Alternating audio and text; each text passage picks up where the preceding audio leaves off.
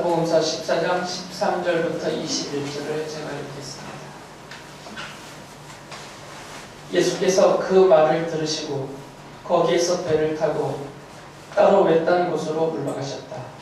이 소문이 퍼지니 무리가 여러 동네에서 몰려나와서 걸어서 예수를 따라왔다. 예수께서 배에서 내려서 큰 무리를 보시고 그들을 불쌍히 여기시고 그들 가운데서 앓는 사람들을 고쳐주셨다. 저녁때가 되니 제자들이 예수께 다가와서 말하였다. 여기는 빈들이고 날도 이미 저물었습니다. 그러니 무리를 헤쳐보내어 제각기 먹을 것을 사 먹게 마을로 보내시는 것이 좋겠습니다. 예수께서 그들에게 말씀하셨다. 그들이 물러갈 필요 없다. 너희가 그들에게 먹을 것을 주어라. 제자들이 예수께 말하였다. 우리에게 있는 것이라고는 빵 5개와 물고기 2마리밖에 없습니다. 이때 예수께서 말씀하셨다. 그것들을 이리로 가져오너라. 그리고 예수께서는 무리를 풀밭에 앉게 하시고 나서 빵 5개와 물고기 2마리를 들고 하늘을 우러러보시고 축복 기도를 드리신 다음에 떼어서 제자들에게 주시니 제자들이 이를 무리에게 나누어 주었다. 그들은 모두 배불리 먹었다. 남은 부스러기를 모으니 12광주리에 가득 찼다. 먹은 사람은 여자들과 어린아이들 외에 어른 남자만도 5,000명쯤 되었다.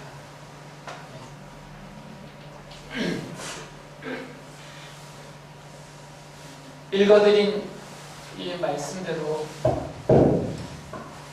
예수께서 배를 타시고 따로 외딴 곳으로 물러가셨어요. 마태는 그곳을 그치면 그곳을 밝히지 않았지만 이 같은 것을 기록하고 있는 누가는 누가복음 9장 10절에 보면 그곳을 벳세다라고 부릅니다. 이 벳세다는 갈릴리 호수 주변에 있는 한 마을이죠. 예수께서 그곳에 계시다는 소식을 듣고 또 병든 사람들을 비롯해서 많은 사람들이 예수님께 다시 찾아왔습니다. 예수께서는 그들을 불쌍히 여기셨고 저녁이 될 때까지 그들을 모두 고쳐주셨습니다. 이 마태의 기록에 의하면 기록만 본다면 예수께서 그들에게 말씀을 가르치셨다라는 것은 나타나지 않지만 같은 사건을 기록한 마가는 마가복음 6장 34절에 보면 그들의 병을 고쳐주셨을 뿐만 아니라 그들에게 말씀을 가르치셨다라고도 기록하였기 때문에 아마 저녁이 될 때까지 많은 시간 동안 병든 사람들을 고쳐주시고 또 하나님 나라의 복음을 그들에게 선포하시면서 가르쳐 주셨던 것 같습니다.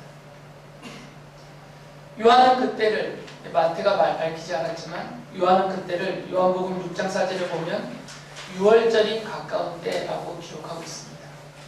그래서 아마도 다른 때보다도 더 많은 사람들이 6월절이 되면 사람들이 많이 움직이고 모여들기 때문에 더 많이 예수님을 찾아왔을 가능성이 있다고 보여집니다. 그래서 제자들이 저녁때가 되어서 이제 걱정을 했죠. 왜 그러냐면 먹을 것이 없기 때문에 갑자기 찾아왔기 때문에 또 예수님과 제자들도 그들을 위해서 미리 준비해 놓으신 것이 없었기 때문에 사람들이 많이 굶주렸어요. 그래서 이 상태로 계속 두면 너무 굶주려서 지칠까봐 제자들이 예수님께 건의를 했습니다. 이 많은 사람들을 우리가 먹일 수가 없으니까 이들을 헤쳐서 각각 보내어서 마을들로 가서 자기들이 먹을 것을 사 먹게 하는 것이 좋겠습니다 라고 건의를 했어요. 그런데 예수님께서는 제자들에게 저 사람들을 흩어 보내지 마라. 너희들이 저들에게 먹을 것을 주어라 라고 말씀하셨죠. 제자들이 예수님께 물고기 2마리와 보리로 만든 빵 5개를 들고 나와서 우리가 찾아보았더니 우리에게는 이거밖에 없습니다 라고 보여드렸어요. 요한복음에서는 6장 9절 보면 그 빵 5개와 물고기 2마리가 한 아이의 것이다 라고 좀 더 구체적으로 써놨죠.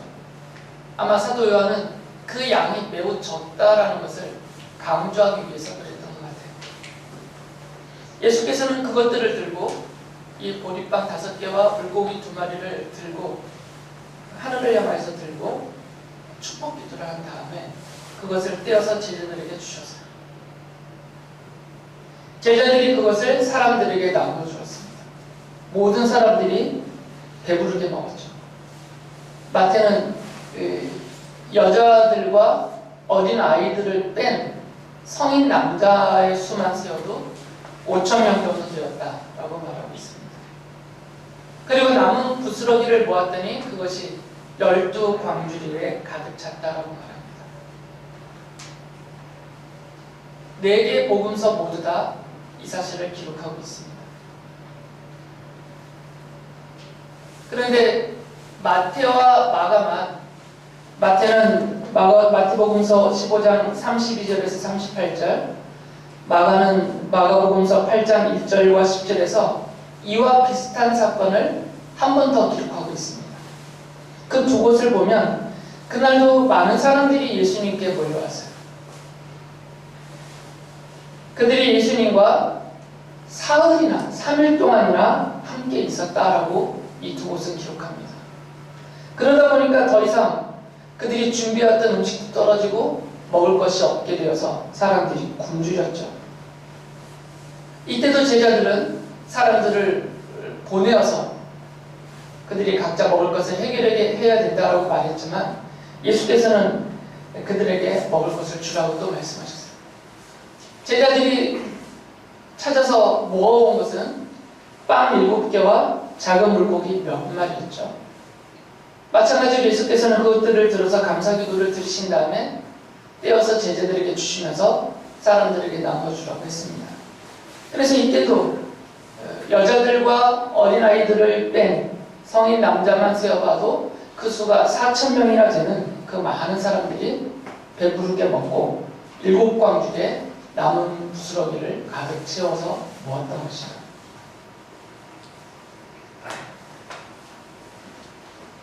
마태와 마가와 누가는 이 사실들을 기록하면서 추가로 설명을 하지 않았어요. 예수께서 하신 그 놀라운 일, 사람으로서는 도저히 할 수 없는 하나님으로서 그리고 그리스도로서만 하실 수 있는 이 놀라운 일을 예수께서 하셨다. 그리스도의 표징으로 이 사건을 기록만 해놓았습니다. 그 사실만을 기록했죠. 하지만 다른 복음서 기록자들과는 달리 사도 요한은 요한복음서에서 이 사실을 기록하면서 추가로 이 예수께서 행하신 이 기적, 이 표징의 의미를 추가로 더 설명을 해 놓았어요. 그래서 요한복음서가 예수께서 행하신 이 기적을 설명해 주는 그런 역할을 합니다. 이 기적을 체험한 사람들은 배부르게 먹고 나서 공통적으로 이렇게 말했어요. 요한복음서 6장 14절에 보면 이분은 참으로 세상에 오시기로 된 그 예언자다. 세상에 오시기로 된 그 예언자, 이건 메시아를 가리키는 다른 표현입니다. 그리스도를 말하고 있는 다른 표현이에요. 하나님께서 모세를 통해서 예언해 주셨던 그 말씀입니다. 그리고 그들은 예수님을 자신들의 왕으로 삼으려고 했어요. 요한복음서 6장 15절을 보면 예수께서는 그들의 생각과 마음을 아셨습니다. 그들이 당신을 왕으로 삼으려고 한다라는 것을 알으셨기 때문에 그들을 벗어나서 혼자서 다시 산으로 물러가셨다라고 기록을 하고 있어요. 그리고 예수께서는 갈릴리 건너편, 바다 건너편, 그 호수 건너편으로 가셨습니다. 이 오병이의 기적을 경험했던 사람들은 예수께서 건너편, 바다 건너편에 가셨다라는 소식을 듣고 또 거기로 몰려왔어요. 예수님을 찾아서 거기까지 왔던 것이죠. 예수님께서는 그들이 자신을 찾는 그 이유가 무엇인지를 그들에게 말씀하시면서 드러내어 지적하셨어요. 요한복음서 6장 26절에 보면 이렇게 말씀하십니다. 내가 진정으로 너희에게 말한다. 너희가 나를 찾는 것은 표징을 보았기 때문이 아니라 빵을 먹고 배가 불렀기 때문이다 라고 말씀하세요. 예수님께서는 이 사람들이 예수님께서 행하신 그 기적을 보고 경험하면서 이분이 하나님이 약속하셨던 바로 그분, 메시아 그리스도시다. 그래서 우리는 이분을 그리스도로 믿고 이분의 가르침을 받고 따라서 이분이 원하는 대로, 이분이 이끄시는 대로 그의 백성이 되어서 살아가야 되겠다. 이런 결심을 하는 것이 아니다라는 말씀입니다. 앞서서 6장 15절에서 말씀하셨던 것처럼 예수께서는 이 사람들이 예수님을 이처럼 찾아오는 이유가 예수님을 자신들의 왕으로 삼으려 하고 예수님을 왕으로 세워서 옛 다윗의 나라를 회복하고 그리고 오병이의 기적을 베푸셨던 것처럼 예수님을 통해서 배부르게 잘 살아보자라는 그런 의도가 있었다라는 것을 아셨기 때문에 예수님께서 이렇게 말씀하셨던 것이에요. 그러면서 예수님이 그들을 향해서 이렇게 말씀하셨습니다. 이어서 27절에 보면 너희는 썩어 없어질 양식을 얻으려고 일하지 말고 영생에 이르도록 남아있을 양식을 얻으려고 일하여라. 이 양식은 인자가 너희에게 줄 것이다. 아버지 하나님께서 인자를 인정하셨기 때문이다. 예수님께서는 이 사람들이 썩어 없어질 양식을 얻으려고 예수님을 찾아왔다라고 말씀하신 것이에요. 이 썩어 없어질 양식이라는 것은 그들이 예수님이 기적으로 베푸셨던 그 빵과 그 물고기를 말하죠. 세상에 먹을 것을 말합니다. 세상에 먹을 것, 입을 것, 마실 것, 그리고 세상 나라와 그 나라에서 누리게 될 부귀영화, 이 모든 것들을 가리킵니다. 이들은 이 썩어 없어질 양식을 얻고자 예수께서 그것을 해결해 주실 분이다 라고 생각하고 찾아왔던 거죠. 그런데 예수께서는 그들의 기대와는 달리 너희들이 원하는 것을 나는 주지 않겠다. 줄 수 없어서가 아니라 이미 주실 수 있다는 것을 보여주셨죠. 5,000명을 먹이셨고 4,000명을 먹이셨고 이 두 번의 사건을 통해서 이미 예수님은 다 드러내 보여주셨어요. 그렇게 너희들의 기대를 채워줄 능력이 없어서가 아니라 나의 의도가 거기에 있지 않기 때문에 나는 너희들이 구하는 이 썩어 없어질 양식 그것만을 해결해 주러 온 것이 아니기 때문에 나는 이걸 주지 않겠다. 대신에 나는 너희들에게 영생에 이르도록 남아있을 양식을 주겠다. 사실은 내가 이것을 너희들에게 주려고 왔기 때문이다 라고 대답하셨어요. 이 말씀을 듣고 이 사람들이 예수님께 질문을 했습니다. 그렇다면 우리가 무엇을 하여야 하나님의 일을 하는 것이 되고 그 하나님의 일을 우리가 해서 이 예수께서 말씀하신 그것, 곧 영생에 이르도록 남을 양식을 얻을 수 있습니까? 라고 질문을 했어요. 예수님의 말씀을 제대로 이해 못한 것이다. 예수께서는 이들에게 내가 너희들에게 주겠다. 빵 5개와 물고기 2마리로 그들이 한 것은 아무것도 없는데 예수께서 일방적으로 주셨잖아요. 일방적으로 주셨던 것처럼 생명에 이르도록 영생에 이르도록 남게 해주는 그 양식도 내가 너희들에게 주겠다라고 말씀하신 것이에요. 그냥 일방적으로 주겠다는 겁니다. 너희들이 이것을 얻도록 노력하라든지 이것을 받을 수 있는 자격을 갖추라든지 이런 조건을 달지 않으시고 그냥 빵과 물고기로 배부르게 먹여주셨던 것처럼 이 생명에 이르도록 하는 그 양식을, 이 영생에 이르게 하는 그 양식도 내가 너에게 주겠다고 말씀하셨는데 이 사람들이 이것을 이해 못하고 우리가 어떻게 해야 그것을 받을 수 있습니까?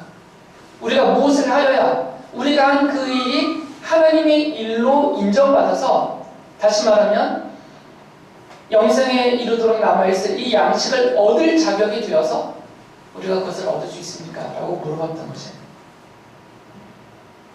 그래서 예수님께서는 29절에서 이어서 이렇게 대답해 주셨어요.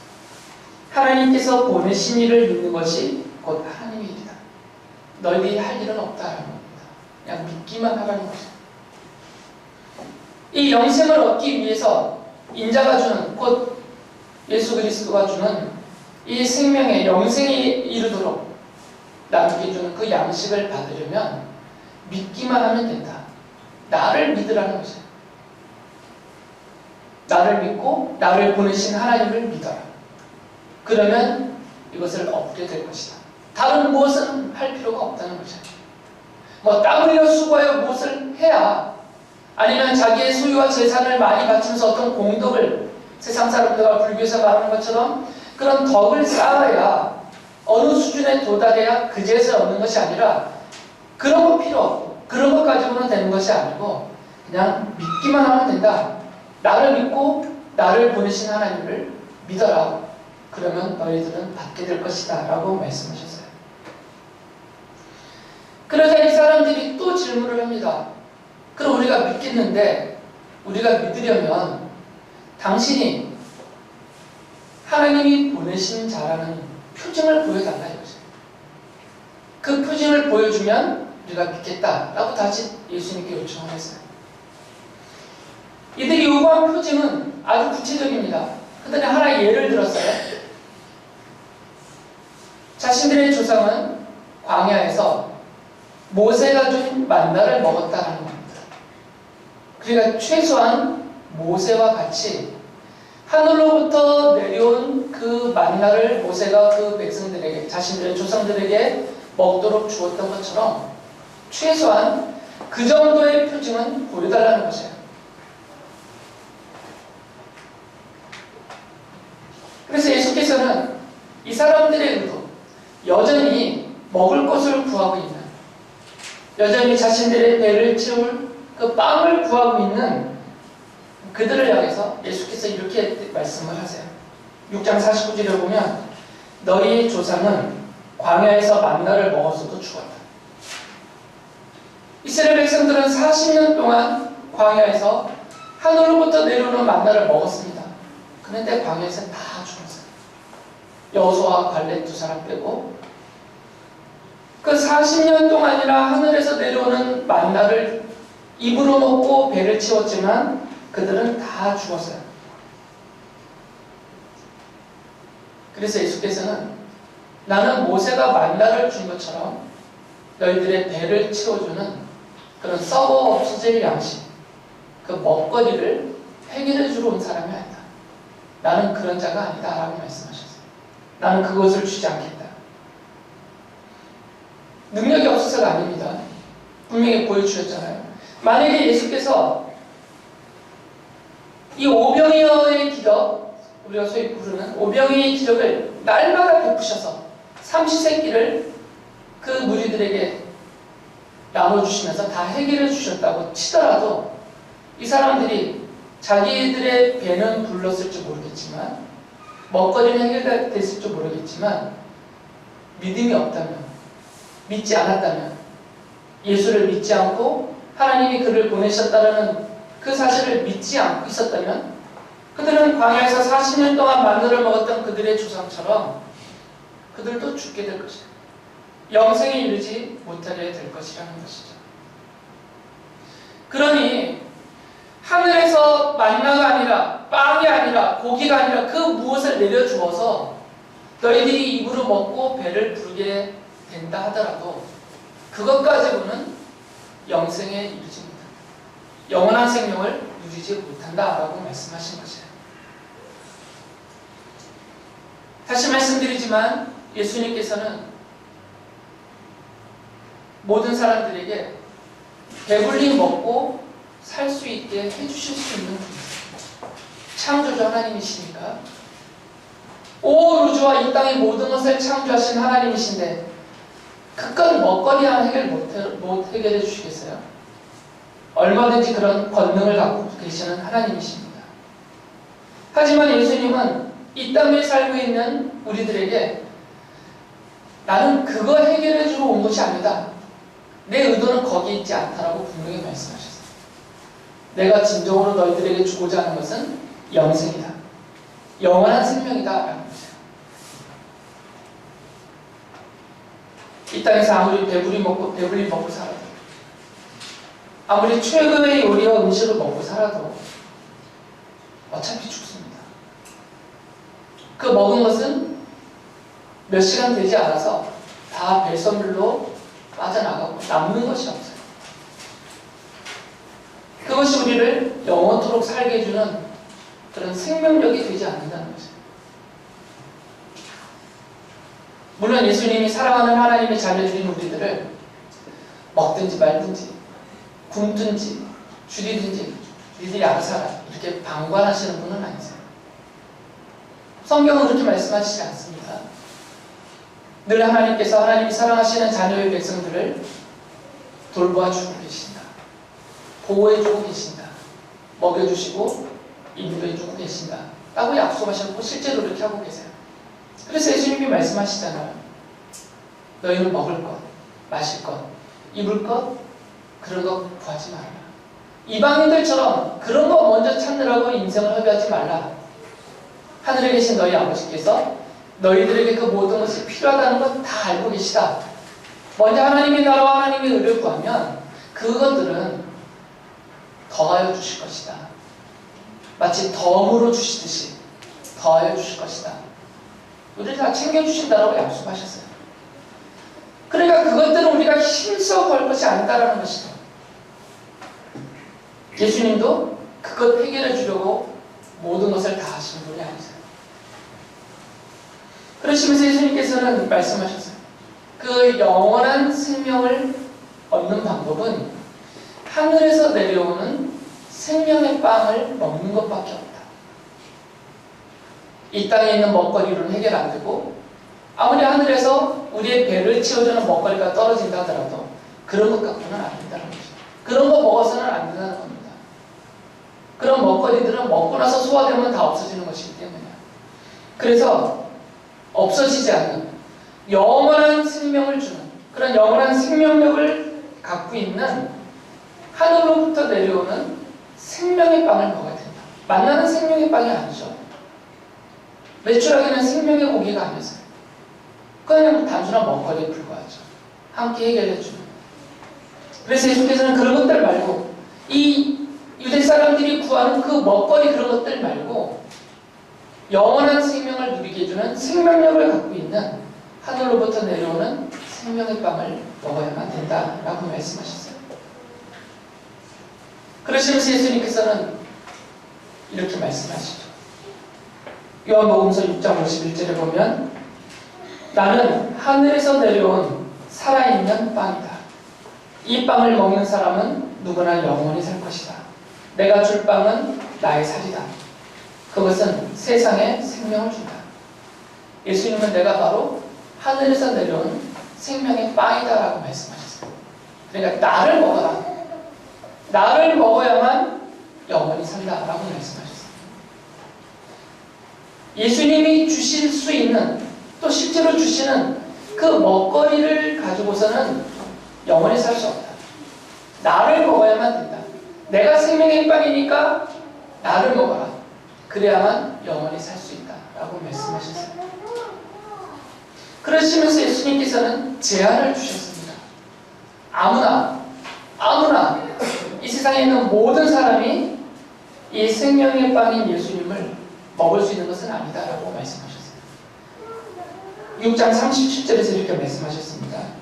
아버지께서 내게 주시는 사람은 다 내게로 올 것이요 또 내게로 오는 사람은 내가 물리치지 않을 것이다. 물리치지 않고 다 주시겠다는 것이에요. 생명의 빵을. 그런데 그들이 누구냐면 하나님 아버지께서 선택해서 예수님을 믿도록 예수님께로 보내는 사람들만이에요. 이 말씀은 예수님께로 오지 못하는 사람도 있다는 거죠. 하나님이 보내시지 않아서. 그러니까 하나님이 창세 전부터 이 온 우주와 이 땅에 있는 모든 것을 창조하시기 전부터 선택해 놓으셨던 하나님의 자녀로 삼기로 하나님의 백성 삼기로 선택해 놓으셨던 그들만은 때가 되어서 예수님을 믿도록 예수님께로 보내신 그들만 생명의 빵이신 예수님을 믿고 그 빵을 먹고 영원한 생명을 누리게 된다라고 말씀하셨어요. 요한복음서 6장 40절에 보면 예수께서 이런 말씀하셨습니다. 또한 아들을 보고 그를 믿는 사람은 누구든지 영생을 얻게 하시는 것이 내 아버지의 뜻이다. 그러니까 이 영생은 곧 생명의 빵이신 예수님을 먹고 얻는 영생은 믿는 것이다 라고 말씀하셨어요. 예수 그리스도를 믿는 거예요. 그 믿음이 있는 사람들만 영원한 생명을 얻는다 라고 말씀하셨어요. 예수님께서는 그 믿는다라는 것을 마치 우리가 이 빵을 먹고 포도주를 마시는 것처럼 여기에 비유를 하시면서 이렇게 말씀하셨죠. 요한복음 6장 53절 54절에 보면 내가 진정으로 너희에게 말한다.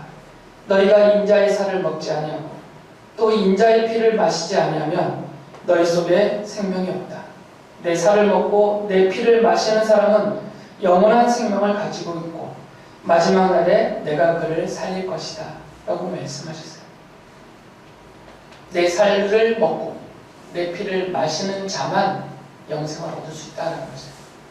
예수님이 하신 이 말씀을 이 유대 사람들은 이해를 못했어요. 아니 어떻게 살과 피를 어떻게 먹냐 이거죠. 그리고 실제로 살과 피를 먹어서 어떻게 영생을 하느냐. 근데 이해를 못하면서 52절에서 이렇게 말하죠. 서로 논란을 하면서 이 사람이 어떻게 우리에게 자기 살을 먹으라고 줄 수 있을까? 말이 안 된다는 얘기죠. 그래서 예수께서 이들의 생각을 아시기 때문에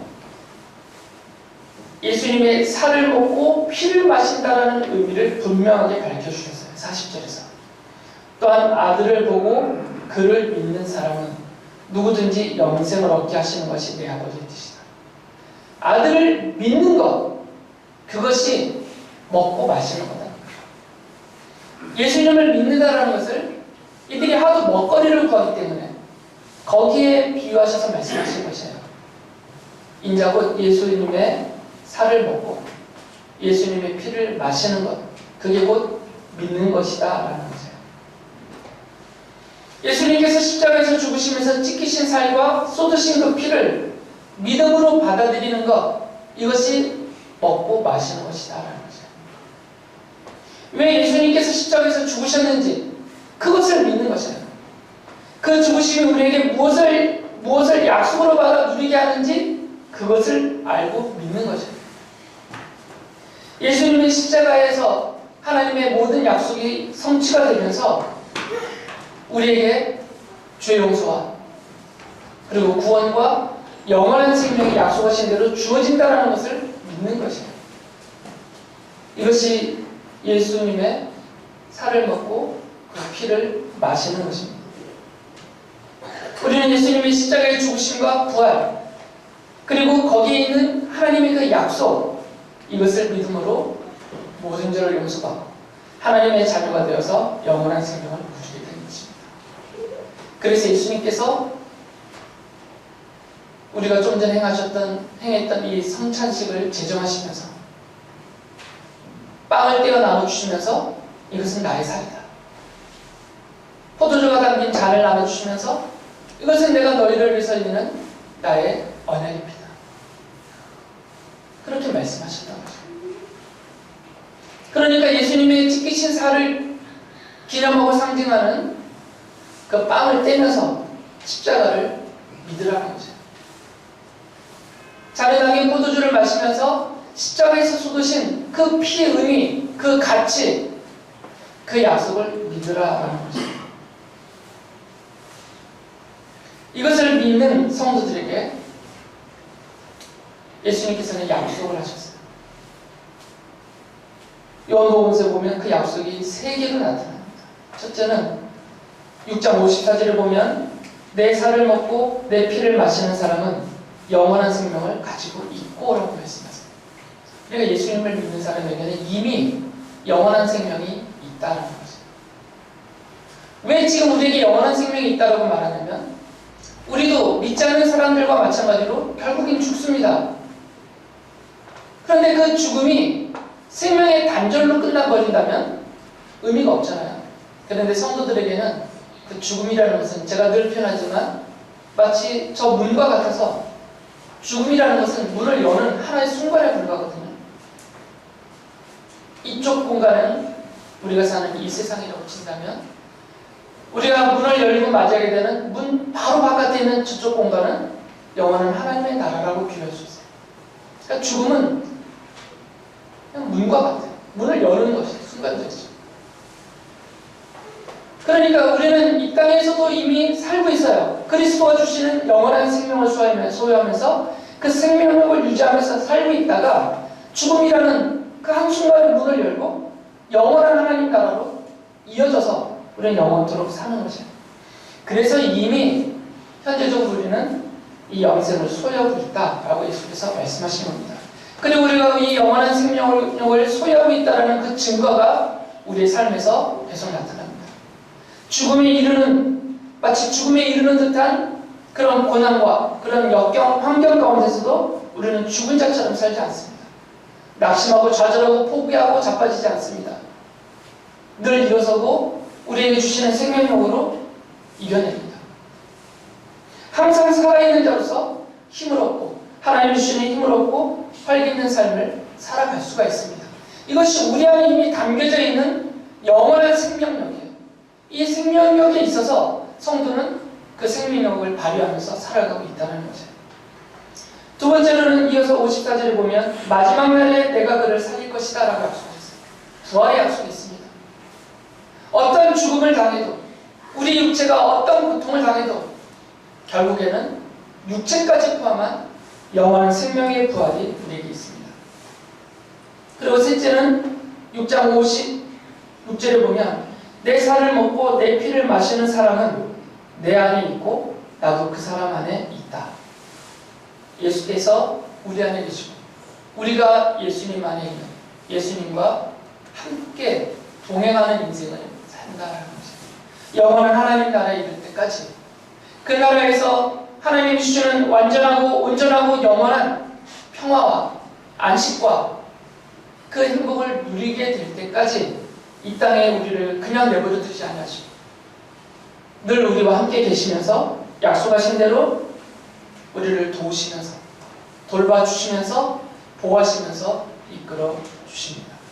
그렇기 때문에 하늘로서 내려온 생명의 빵이신 예수님을 믿은 우리들은 주님이 주시는 이 영원한 생명력을 소유한 채로 약속하신 대로 우리와 함께 계시는 주님이 우리를 돌보시고 보호하시고 인도해 주셔서 그 나라에 이를 때까지 참으로 복된 자로 생명이 있는 자로 살아가게 되는 것입니다. 이 약속을 믿고 이 은혜를 믿고 감사하면서 포기하지 마시고 낙심하지 마시고 늘 주님을 바라보고 의지하면서 영원한 하나님 나라를 소망하면서 승리하며 살아가는 여러분들 되시기 바랍니다.